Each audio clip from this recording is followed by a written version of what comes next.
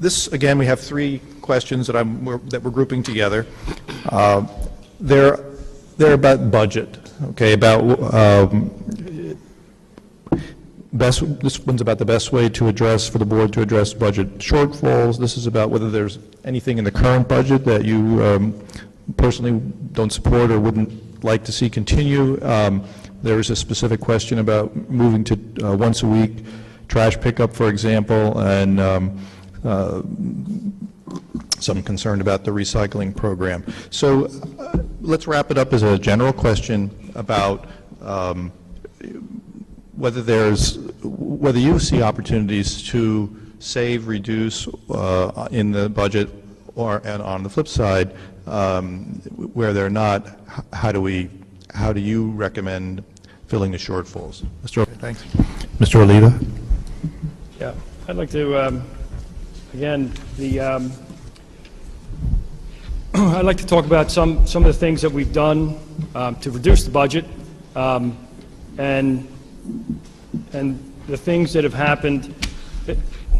The only way, we're a built-out community, so the only way for us to collect taxes is through either raising your taxes or through business development. And I'm in favor of doing much more business development. And just over the last year, we have opened, I would say, 15 new businesses in Haverford Township, from the Giant and the Lowe's, from the Quarry Center, from Rita's Water Ice, the Goodwill, D'Angelo's Cafe, the Pep Boys, Krispy Kreme, the YMCA, the Crossbar, the Edgewood Cafe, Envy Florist that has just opened, and the Havertown Grill. That's what's going to keep us together. That Quarry Center has added $400,000 worth of new taxes to this township. That's how we can keep ourselves going, because we've cut the budget as low as we can cut it. We have cut 18 full-time positions. We have we've taken it as low as we possibly can go and provide the services that are necessary for the township. So my next move is to improve business development in the township. Ms. Bausman. I'd like to agree with what Commissioner Oliva said and build on that a little bit, because I have to agree. I've been through the budget line by line. There's some things that surprised me or I wondered about, but in the end, when I looked into it, we're running about as tight as we can. These guys are doing a really good job with that, and many of the current commissioners own that. It's a question, again, of driving revenue without raising the taxes.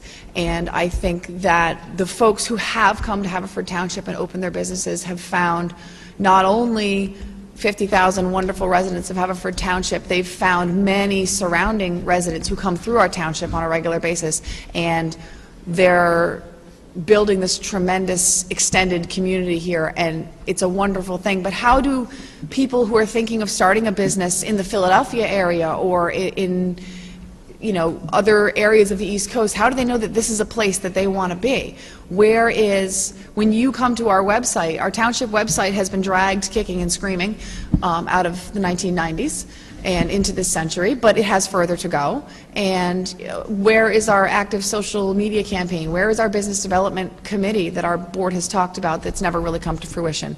Those are the things that are not very expensive to implement and could really bring 20 or 30 more businesses just like that to Haverford Township.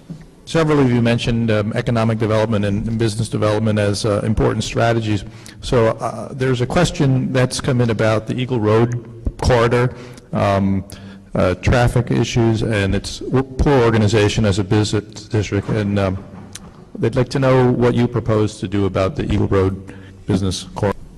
I think I'll start by saying I ran a business on Eagle Road for several years, and I'm not unfamiliar with it, although, when there were traffic jams, I would go out there and try to open checking accounts. I'm not going to lie. But that being said, there have been problems. I've actually noticed the flow improving a little bit with the added light at Hillcrest, so that's nice.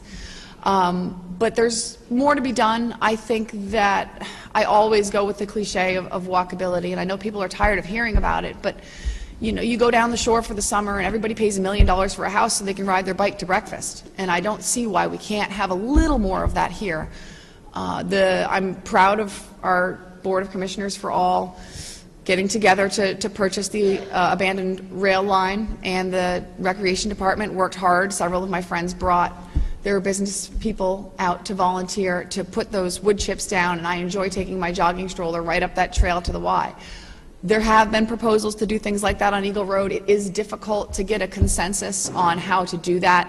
I think what we need here is leadership from commissioners saying this is what we need to do to make it the best place, and then hopefully finding a consensus through leadership and making it a little bit more walkable. And you know, the traffic that comes through there is traffic, but it's people from other communities coming here to spend money. So if the rest of us who live nearby walk, that's the best we can do. Thank you. Mr. Oliva? Yeah, well, I was out there raking those the wood chips out on that trail that goes from the back of Boyle Oil all the way to the Y. Those are some of the things that we're doing and some of the plans that we have for Township to make the Township more walkable. I do want to say that we've done a lot on the Eagle Road corridor. You're not going to do much with the traffic on the Eagle Road corridor. People want to drive. They want to drive their cars. You know, we're going to have traffic on the Eagle Road corridor, but we have put the Y in the Eagle Road corridor. If you take a look at some of the businesses, the Oakmont, Burke's, new signs, new lighting, the parking lot. We're beginning to get buy-in from the businesses, and with the HPD, which is the Hanford Partnership for Economic Development, that's the arm of the township in which we can independently go out and get these businesses to come in. We'll be meeting with those businesses at the end of November to have a meet and greet and sit down and discuss some of the needs of the businesses. Working together with those businesses, we can begin to clean up Eagle Road and work together to do that. But it's not going to be done overnight, and we are working on it to get the job done. Thank you. It's a two-part question. It's very general. Why are you running for commissioner? And give me one good reason why I should vote for you instead of your opponent. Well, that's an easy one. Not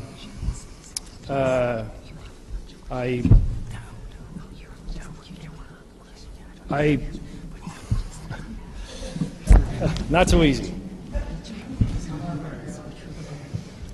The reason why you should vote for me and not vote for my opponent is that I bring, I've lived in this township my whole life. I love this township. I have a track record that I can stand on. I have been involved in this community with tree tenders. I created tree tenders with the help of Gene Angel and Mary Courtney.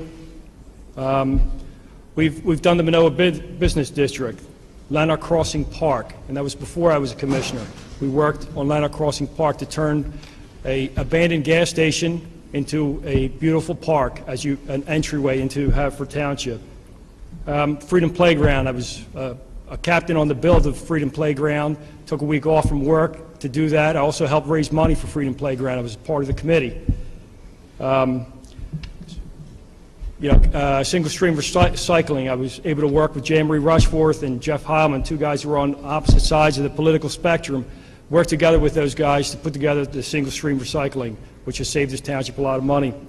And a lot of other things that I've done in my tenure here. I bring experience to the job. Okay. Ms. Bausman? Why am I running for commissioner?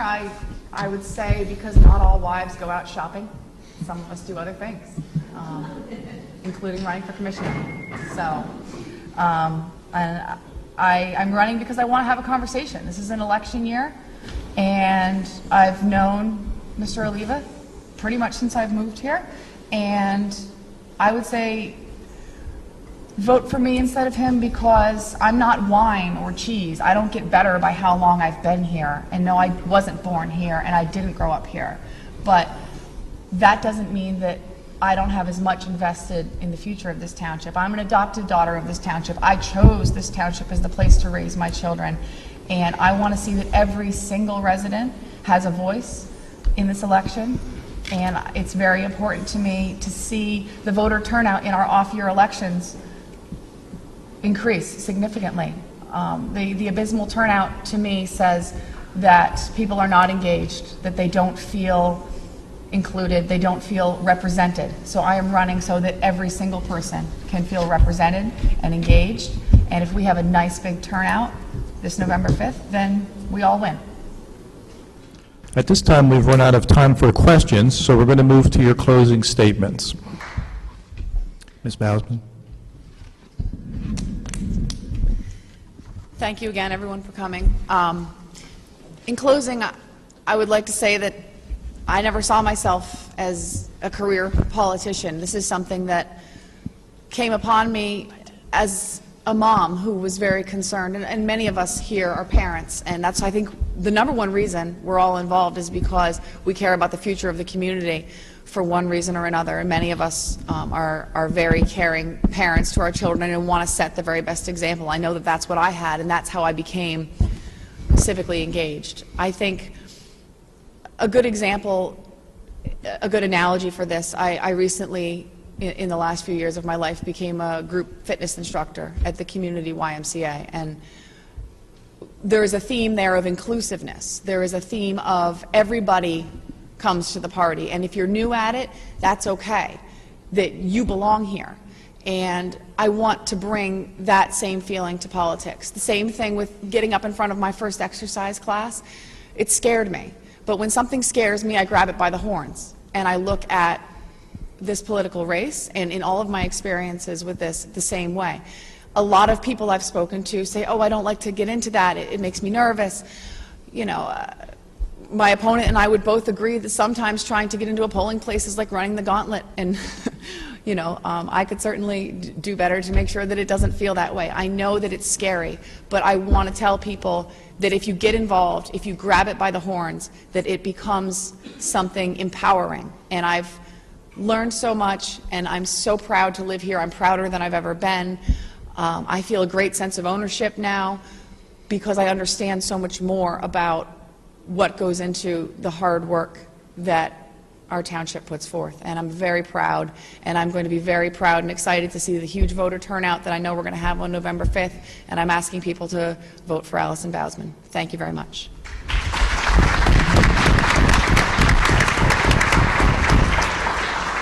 And Mr. Oliva.